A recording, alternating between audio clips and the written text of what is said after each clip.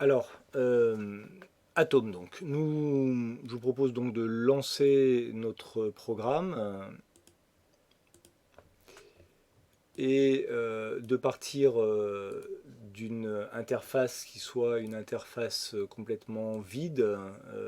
Je crois que je vous avais précisé ça la dernière fois, c'est-à-dire que pour éviter de travailler sur des fichiers sur lesquels nous ne souhaitons pas travailler, je recommande de n'avoir aucun fichier ouvert. Donc si par exemple, quand vous ouvrez votre interface d'Atom, vous avez là un certain nombre d'éléments qui sont ouverts dans l'interface, eh bien, d'onglets, pardon, je vous propose de les fermer, soit en allant cliquer ici sur l'onglet, ou bien avec le raccourci clavier CTRL ou commande W, selon que vous soyez sous Mac ou sous PC, pardon, ou sous Mac. Donc là, je ferme dans cette partie-là de mon interface toutes les fenêtres qui sont ouvertes, et de la même manière dans la partie gauche de l'interface. Alors la partie gauche de l'interface, elle peut s'ouvrir ou se fermer de différentes façons.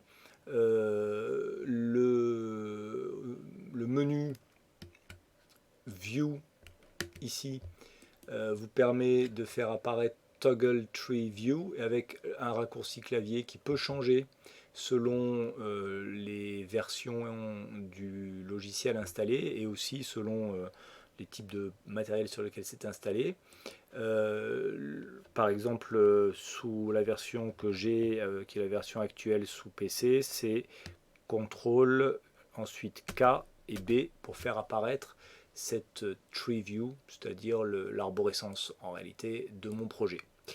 Il y a aussi une petite icône qui est ici, là, qui permet d'ouvrir, et que je retrouve ici, et de fermer le tiroir si jamais je veux faire ça de façon graphique. Donc de façon, enfin au clavier, K, CTRL K et ensuite tout en maintenant CTRL appuyé B pour pouvoir obtenir le même résultat. J'ai donc fait apparaître l'arborescence de mon projet. J'ai un projet que nous avions appelé Ubike V1.0.